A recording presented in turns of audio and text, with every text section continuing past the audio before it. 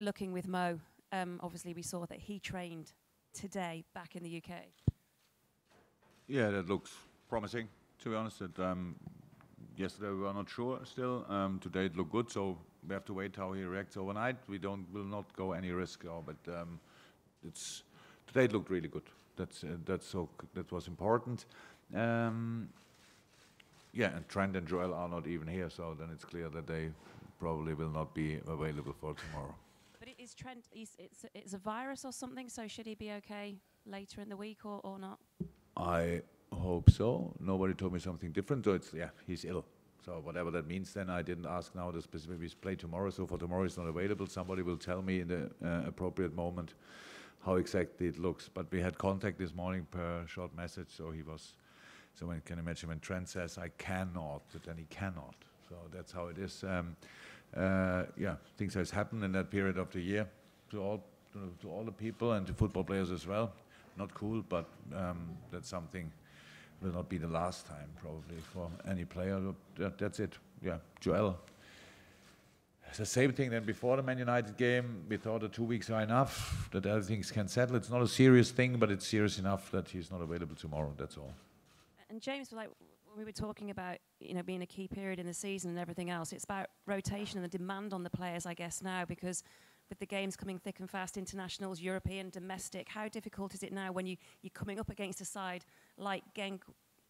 People would suggest that this should be quite, I said to James, quite straightforward. On James' answer, there's no Champions League game which is straightforward, I think. So let's just, if we saw Genk, and it makes absolute sense that you do that before you judge an opponent. If you saw Genk against Salzburg, not only the result, the game, then you would have said after half an hour, which result would you suggest, and the result which was there at the end would not be part of any ideas of anybody. So because it just didn't look like that. They were really good.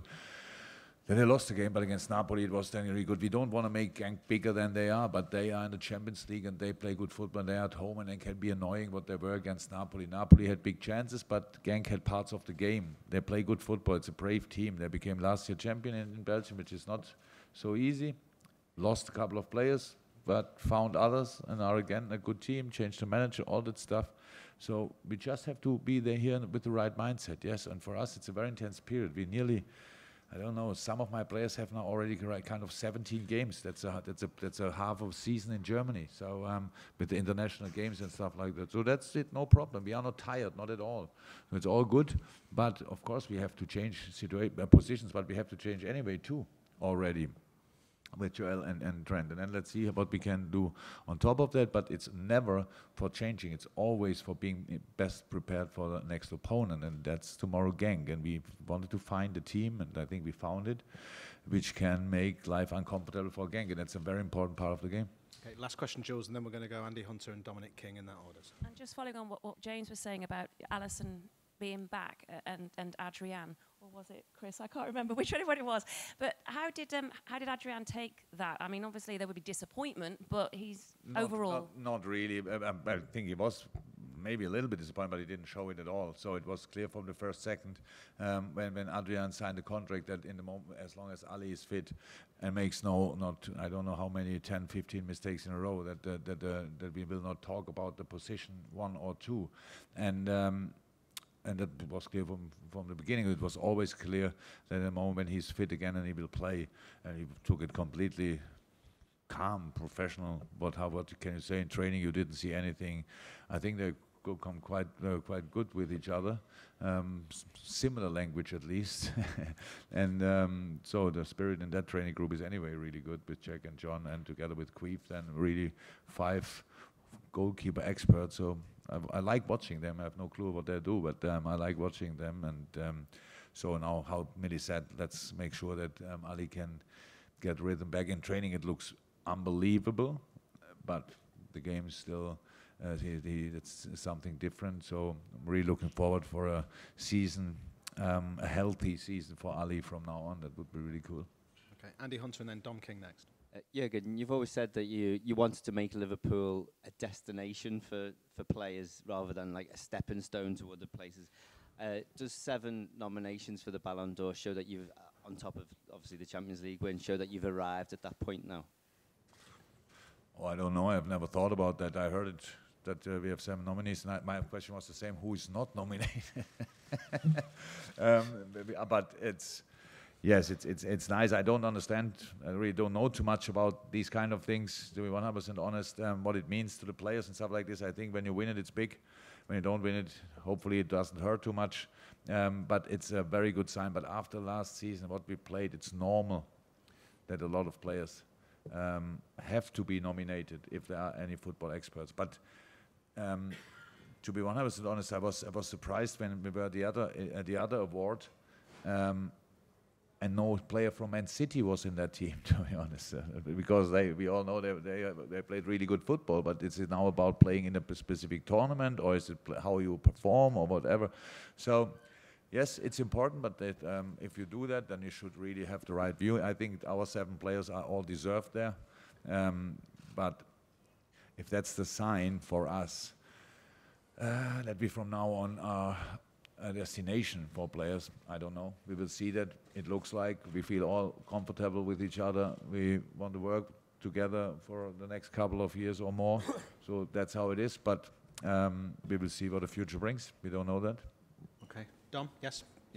Just on the fact that you had 7, how did you feel? What sort of sense of pride do you feel of seeing that and knowing that there could be some more? Because it is quite unprecedented for a team to have. I'm proud in general on the boys, 100%. But I didn't feel proud in that moment when I heard it. I think, 7 of my boys are nominated for whatever.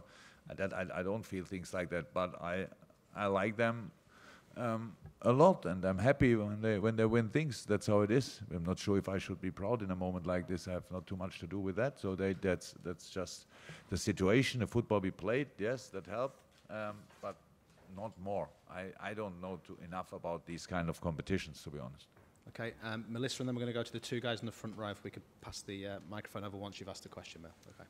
Jurgen, just want to find out how Naby Keita has been looking in training and when will he get an opportunity to start. Obviously, he came on against United and made quite an impact. Liverpool fans were very excited about his signing. Obviously, it's been, the settling in period and issues with injury. But when can we expect to see Naby Keita at his best? Soon. I don't know when he will start, but Naby is... Don't know exactly. What is he now? Is he 1.5, 2 weeks in full training, roundabout? That's what you like when I'm sweaty. You can have that. Then we can stop that. Unbelievable. And he looks good in training, really good. That's why he played. They all look good in training. That's why we made the changes what we made, and because we really knew they can have an impact in that game. I was really happy. That was the best news of the whole day.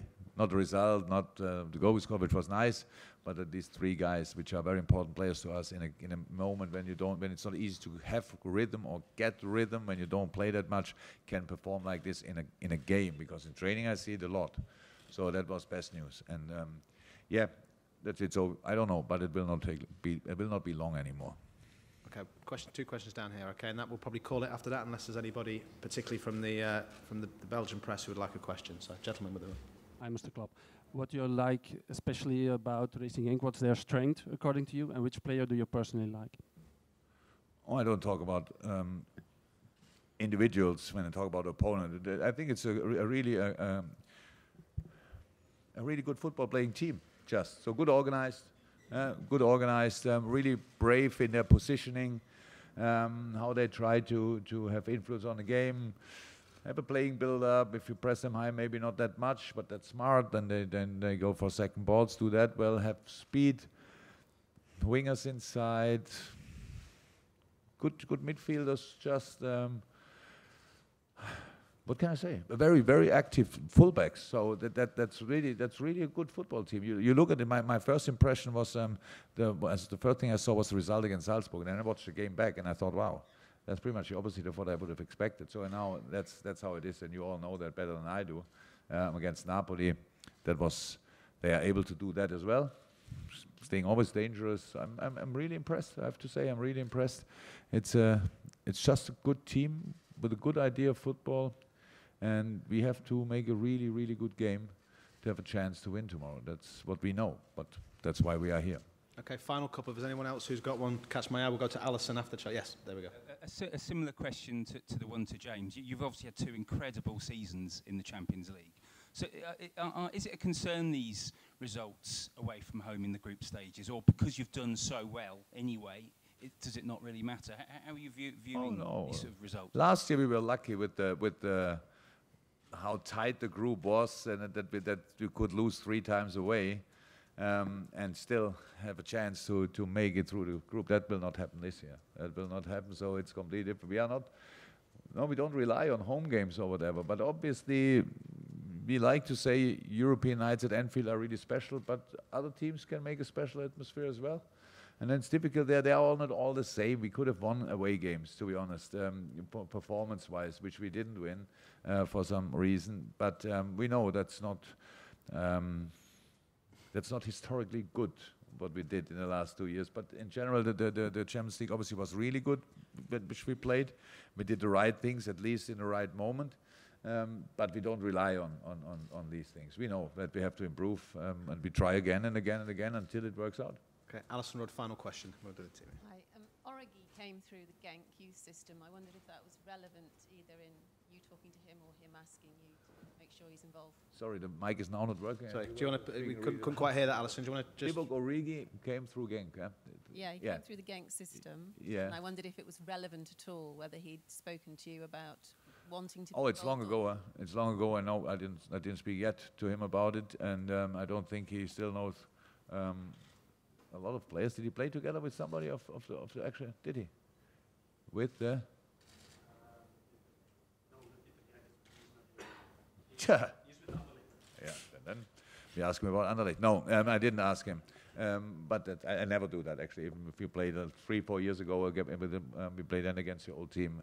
That was not too interesting. What players tell then, because they don't want to know who were their best friends or stuff like this, or where they're strong. That's what Anderlecht is for. We do that quite objective, not subjective. So we just prepare for a game. And no, we didn't speak to Div about that, but yeah, it's a nice story. He can tell us a lot about Belgium, obviously, but where we are here. And I think you ask him what you can do here, and I cannot say what he said then as an answer. Yeah, that was a private conversation, but thank you very much. Thank you, guys. That's why I don't tell the answer. Yeah. Thank you. See you tomorrow. Welcome.